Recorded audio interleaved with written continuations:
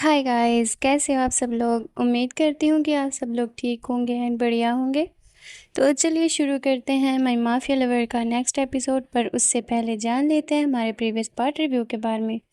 यहाँ last episode में हम ये देखते हैं कि जो हमारी आर्या और राधिका होती है, इनकी लाइफ में किसी की एंट्री हुई थी। किसकी एंट्री हुई थी? शनाया की। जी हाँ, और शनाया कौन है, क्या है और वो क्या करने वाली है, ये तो हम आगे ही कुछ एपिसोड्स में जानेंगे।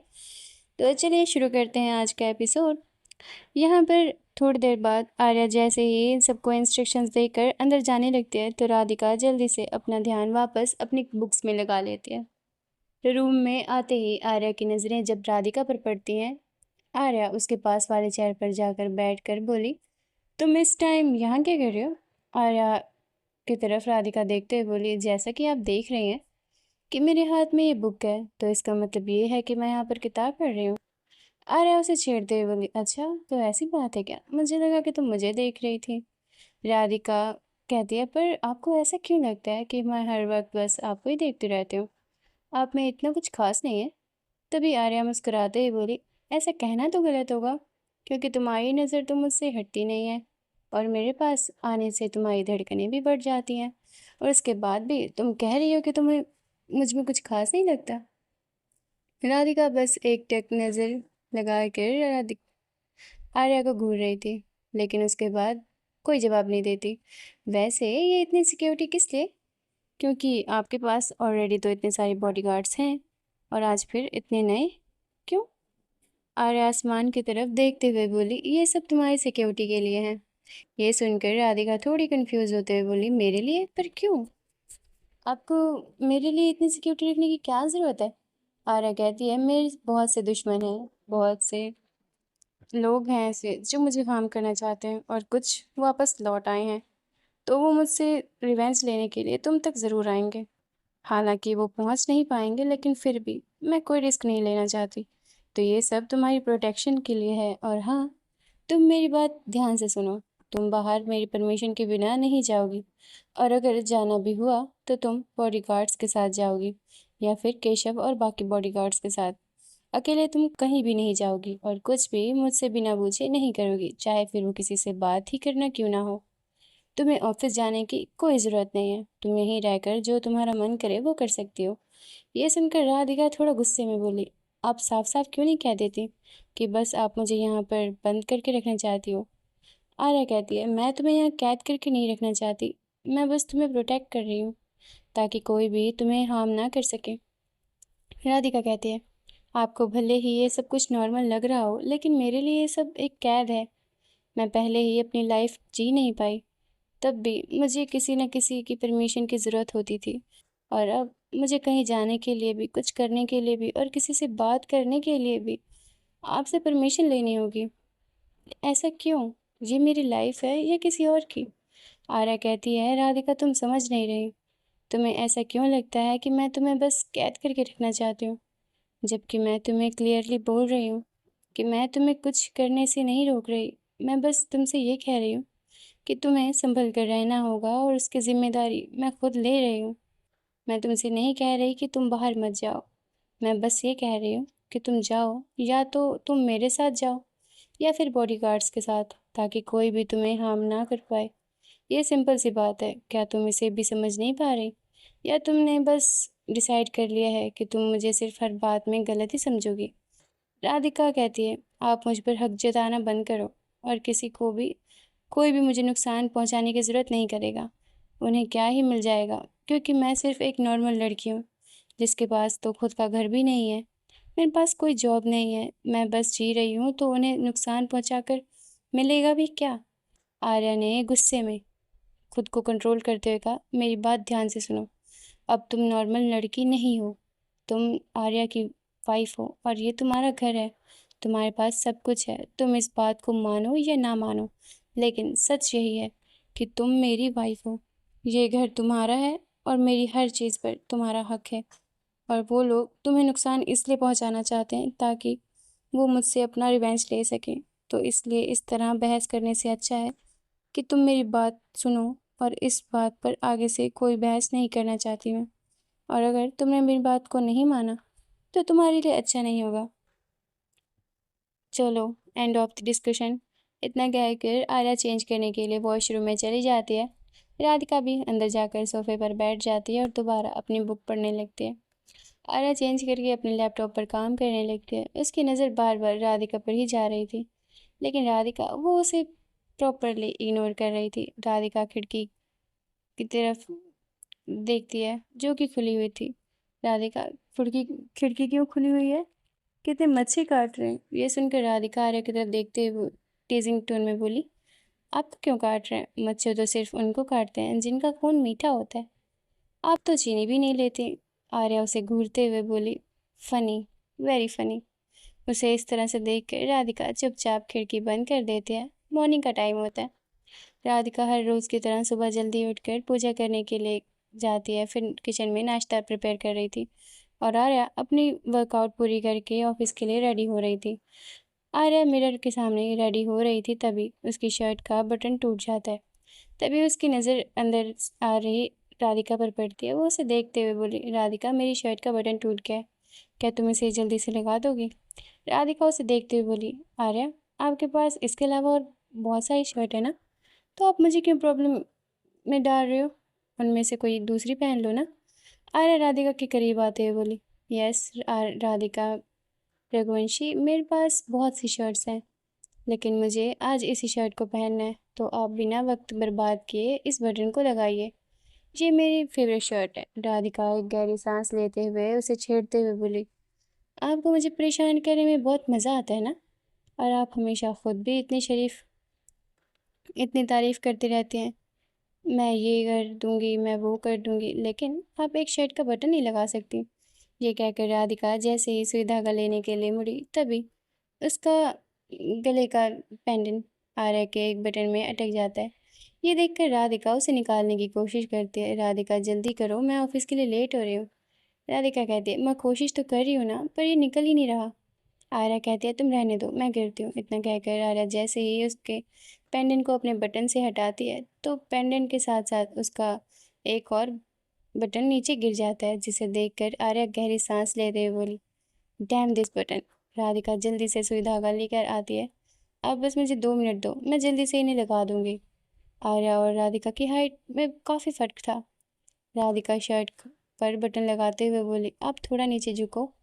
आर्या कहती है, आप थोड़ा ऊपर उठ सकती है ना? राधिका कहती है, पर कैसे? ये सुनते ही आर्या राधिका को बिना किसी एफर्ट के, बिल्कुल किसी छोटे बच्चे की तरह उठाकर बेड पर खड़ा कर देती है। राधिका हैरानी से आर्या को देख रही थी।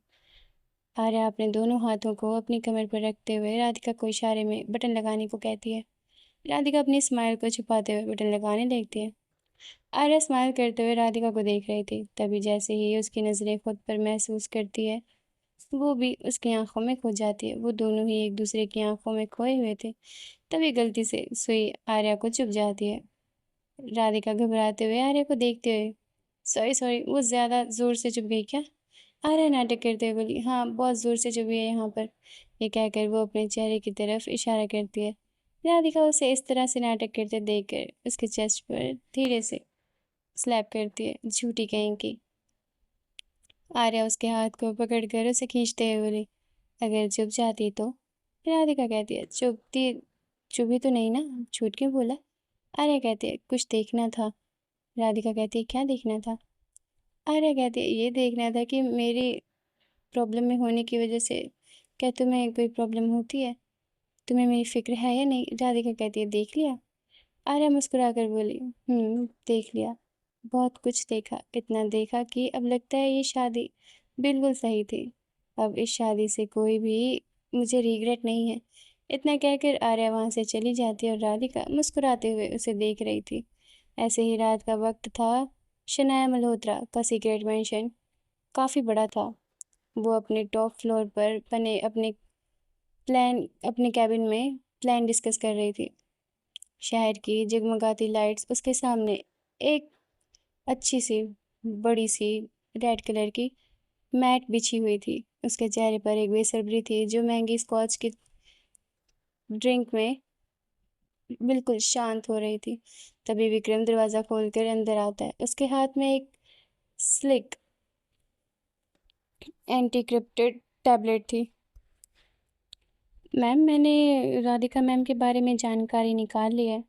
मैं उनके बारे में कुछ ज़्यादा पता नहीं कर पाया, लेकिन मैंने फिर भी किसी तरह से कुछ इन्फॉर्मेशन निकाली है और वो शायद आपको ज़रूर पता होनी चाहिए। मैं उनके पास्ट के बारे में कुछ नहीं जानता, क्योंकि कहीं पर भी उनके बारे में कोई भी इन्फॉर्मेशन नहीं है। विक्रम ने थोड़ा हिचकिचाते हुए टैबलेट शनाया के सामने रखा। शनाया ने ग्लास टेबल से टैबलेट उठाया। जैसे ही उसकी नज़र पहले पेज पर गई, उसकी आंखें एक अजीब सी चमक से भर गई। उसने राधिका की मुस्कुराती हुई तस्वीर को अपनी उंगलियों से सहलाया। यही तो मेरी राधिका है, उसने धीरे से कहा। मुझे पता था विक्रम, वो कोई आम लड़की नहीं हो सकती। इतनी खूबसूरत, इतनी सिंपल, कोई ना कोई कनेक्शन ज़रूर होगा। विक्रम ने एक गहरी सांस ली। मैम, एक छोटी छोटी डिटेल है। मैंने क्रॉस चेक करवाया, उनका पूरा नाम राधिका रघुवंशी है। शनाया की उंगलियां तस्वीर पर ही ठहर गईं। उसने धीमी आवाज में पूछा, रघुवंशी? विक्रम ने सिर झुका लिया। जी मैम। वो किसी और की नहीं बल्कि आर्या रघुवंशी की वाइफ है। उन्होंने अभी हाल ही में शादी की थी। उनकी शादी को 1 साल होने वाला है। पूरे कमरे में एक अजीब सा सन्नाटा छा गया। विक्रम को लगा कि अभी अभी शनाया का गुस्सा अब इस पूरे ऑफिस को जला देगा। वो डर से अपनी जगह पर ही जम गया। लेकिन शनाया शनाया ने जो किया वो और भी ज़्यादा डरावना था। वो ज़ोर ज़ोर से हंस पड़ी।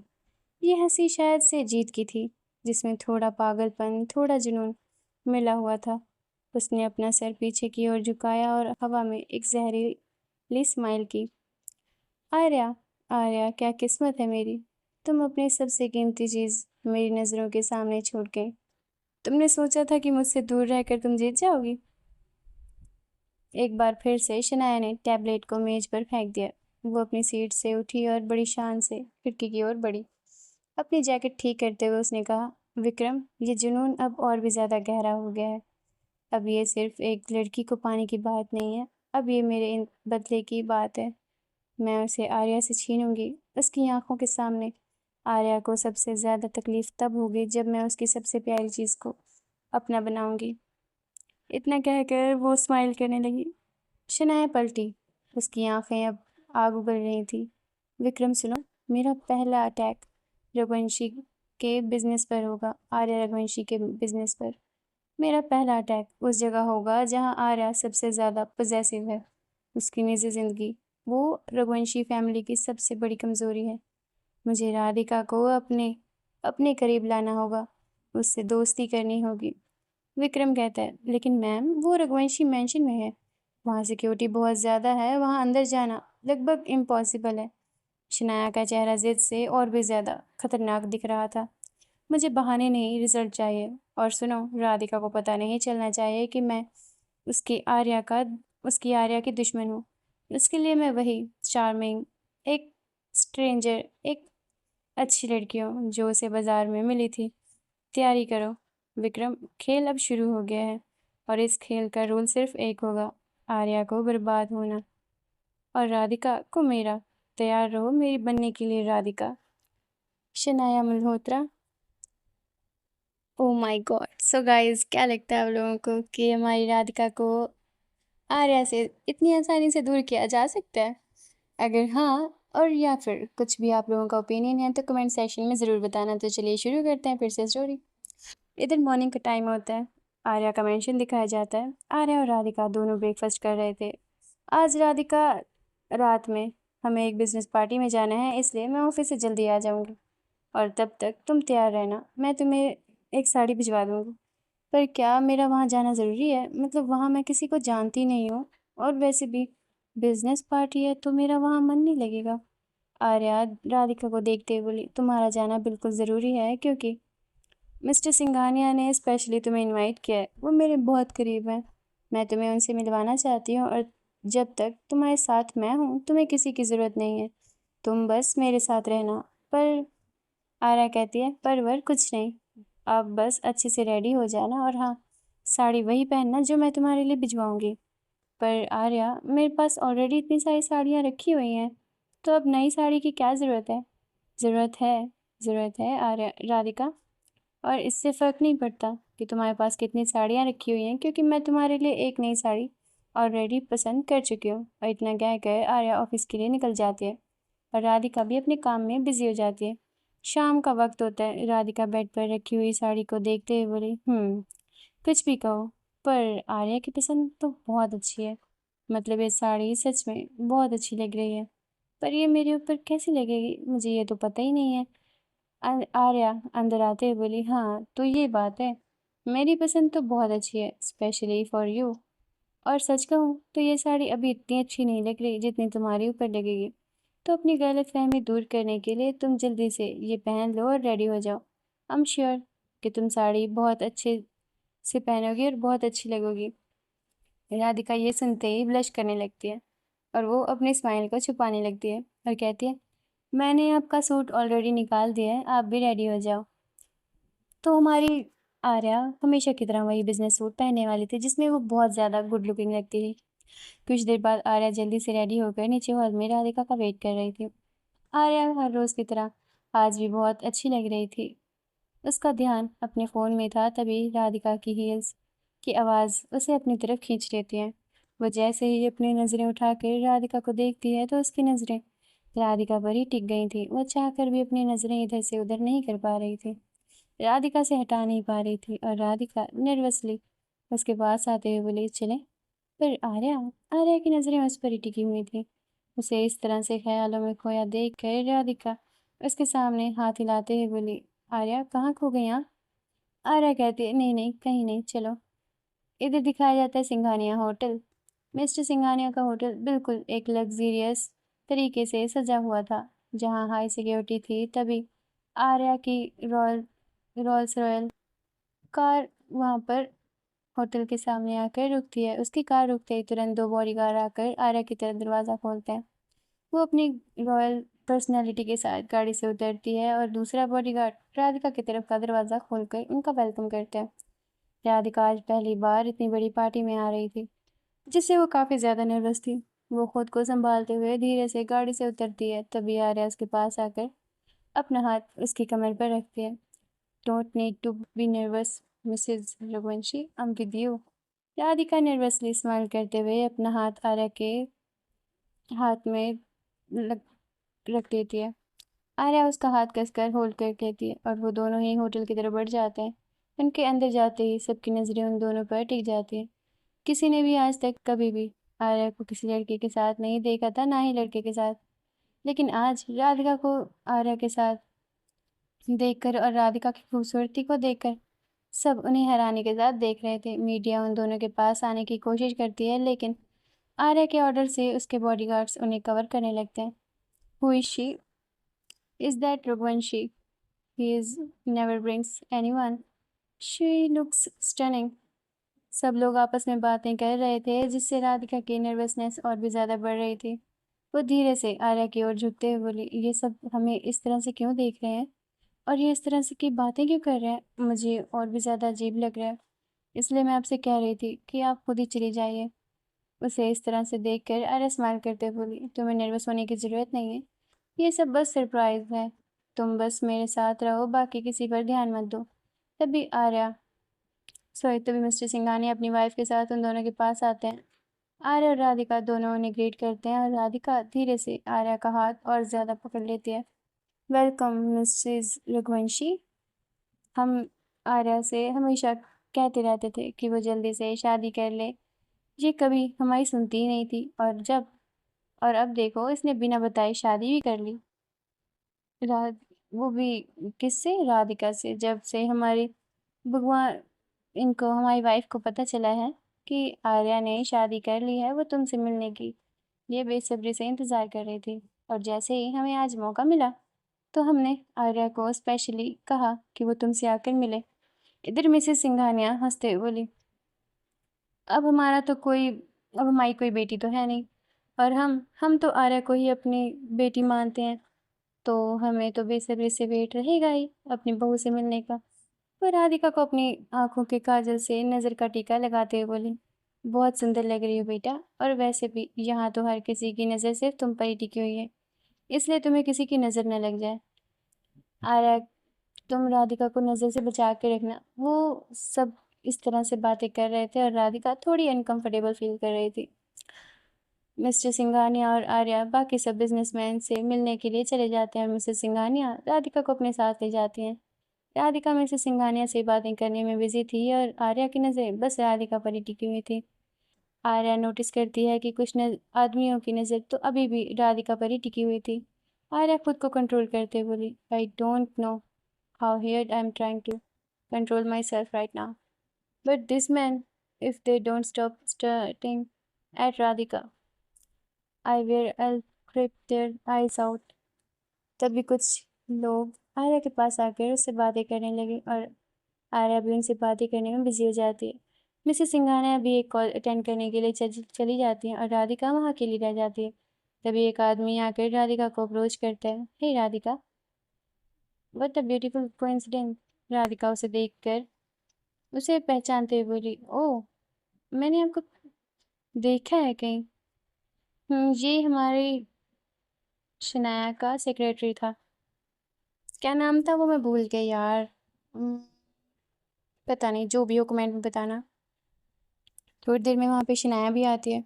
शनाया कहती है, वेल मैं, ये हमारी दूसरी मीटिंग है और मैं इस चीज़ का कब से इंतज़ार कर रही थी, लेकिन ये इतनी जल्दी आ जाएगा मुझे पता नहीं था। By the way, how are you? Radhika कहती है, मैं ठीक हूँ, आप बताओ। शनाया और राधिका दोनों हंसकर एक दूसरे से बातें कर रहे थे, लेकिन वो दोनों आर्य के अंदर लगने वाली आग से बिल्कुल भी अनजान थे। मैं मैं भी एकदम ठीक हूँ, तुम मेरे साथ डांस करना पसंद करोगी? शनाया अपना हाथ राधिका की तरफ बढ़ाती है, लेकिन राधिका थोड़ा पीछे हटते बोली, नहीं, मैं नहीं कर सकती। अरे क्यों नहीं कर सकती, सिर्फ एक डांस ही तो करना है। तुम भी यहाँ अकेली हो, मैं भी अकेली हूँ, तो हम कर सकते हैं, एंजॉय कर लेते हैं थोड़ा सा। इतना कहते हुए शनाया जैसे ही ज़बरदस्ती राधिका का हाथ पकड़ने लगती है और डांस फ्लोर पर ले जाने की कोशिश करती है, लेकिन इस वक्त आर्या की नज़रें उन दोनों पर पड़ती है, जिससे आर्या अपना कंट्रोल खो देती है। वो शनाया के हाथ को पकड़कर खुद राधिका के सामने आकर खड़ी हो जाती है। शनाया मल्होत्रा आर्या रघुवंशी के होते हुए राधिका किसी और के साथ क्यों डांस करेगी? वो अकेली नहीं है, और अपनी लिमिट में रहना सीख लो, क्योंकि अगर आपने अपनी लिमिट को दोबारा क्रॉस करने की कोशिश की तो इस बार आप कहीं वापस जाने के लायक नहीं बचेंगी। उम्मीद है कि आप समझ रही होंगी। राधिका हैरानी से उन्हें देख रही थी। वो इतना तो समझ गई थी कि आर्या और शनाया दोनों एक दूसरे को पहले से जानते हैं और उनका रिश्ता नॉर्मल बिल्कुल नहीं है, इसलिए वो शांत रहती है। शनाया की आंखों में भी अब आग जल उठी थी, क्योंकि वो जानती थी कि आर्या उसे राधिका के बारे में वार्निंग दे रही है। मैं समझ गई आर्या, पर मैं आपको बता दूं, मुझे वही चीज़ें पसंद हैं जो मुश्किल से मिलती हैं। आर्या ने शनाया की आंखों में सीधे देखकर एक वार्निंग लुक दिया। फिर उसने राधिका को कसकर पकड़ा और वहां से खींच कर ले गई, इस बात से बेखबर कि शनाया की आंखों में एक खतरनाक स्माइल चमक रही थी। आर्या ने राधिका को कार के पास ले जाकर तेजी से दीवार की तरफ कार मोड़ मोड़ दिया। मैंने तुमसे कहा था ना कि तुम यहाँ पर किसी से भी बात नहीं करोगी, पर किसी पर ध्यान नहीं दोगी, तुम सिर्फ मेरे साथ रहना। लेकिन तुम उससे किस तरह से बात कर रही थी? तुमने उस लड़की से इतनी पोलाइटली बात क्यों की, और वो भी हंस हंस कर? कैसे कर सकती हो? तुम उसे जानते भी हो। तुम्हें कोई तुम्हें मेरी कोई बात नहीं सुननी होती ना? आर्या का गुस्सा फूट रहा था। उसकी आवाज़ में एक फ्रस्ट्रेशन थी। राधिका को उस वक्त आर्या का गुस्सा डर से भी ज़्यादा पॉजेसिव लग रहा था। इसमें क्या प्रॉब्लम है आर्या? मैं शनाया से पहले एक बार मिल चुकी हूँ बाजार में। वो मुझसे आराम से बातें कर रही थी, मुझे लगा वो अच्छी है। आर्या ने अपना हाथ दीवार पर राधिका के सर के पास मारा। तुम नहीं जानती वो कौन है। वो कोई अच्छी इंसान नहीं है, बल्कि वो मेरी राइवल है, और मुझे ये बिल्कुल पसंद नहीं कि कोई भी तुम्हें इस तरह से छुए। तुम्हें क्यों लगता है कि तुम्हें इस वक्त हर वक्त मेरे ऑर्डर को तोड़ सकती हो तुम? राधिका पलट कर बहस नहीं करना चाहती थी। आर्या की जलन उसकी आंखों से साफ पता चल रही थी। वो जलन की वजह से पागल हो रही थी। राधिका को एक अजीब सा ट्रिगर दे रही थी। उसने धीमी आवाज में पूछा, आप इतनी जेलस क्यों हो रही हैं आर्या? आपको मुझे किसी के छूने से इतना फर्क क्यों पड़ता है? फर्क पड़ता है, बहुत फर्क पड़ता है राधिका। आर्या ने उसका चेहरा ऊपर उठाकर उसकी आंखों में देखा। तुम मेरी हो, और मुझे ये देखने के लिए ये दिखाने के लिए कि तुम सिर्फ मेरी हो। मुझे किसी की परमिशन की ज़रूरत नहीं है, और जिसे तुम अच्छा इंसान समझ रही हो वो एकदम घटिया है, और मैं किसी भी बुरी नज़र को तुम पर बर्दाश्त नहीं करूँगी। पर उसने तो तुम्हें छूने की कोशिश की और तुम उसे रोकने की बजाय मुझसे सवाल कर रही हो कि मुझे इस बात से फ़र्क क्यों पड़ता है। और इससे पहले कि राधिका कुछ समझ पाती, आर्या ने उसका चेहरा अपने दोनों हाथों में लिया और उसके होठों पर अपने होठ रख दिए। ये किस कंट्रोल में नहीं थी, ये हाय गाइस, चलो ये स्टोरी मैं यहीं पे एंड करती हूँ क्योंकि स्टोरी काफ़ी ज़्यादा लॉन्ग हो जाएगी। ऑलरेडी मैंने 25 मिनट की कर दिया है। तो मिलते हैं फिर किसी और नेक्स्ट एपिसोड में। तो आप लोगों को क्या लगता है कि अब शुरुआत हो चुकी है राधिका और आर्या के बीच दूरियों की या नज़दीकियों की? क्या शनाया अपने मकसद में कामयाब हो जाएगी? अगर हाँ, तो कमेंट में ज़रूर बताना, अपना ओपिनियन ज़रूर शेयर करना। स्टोरी अच्छी लगे तो लाइक करना, चैनल को सब्सक्राइब करना मत भूलना। Okay then, tata bye.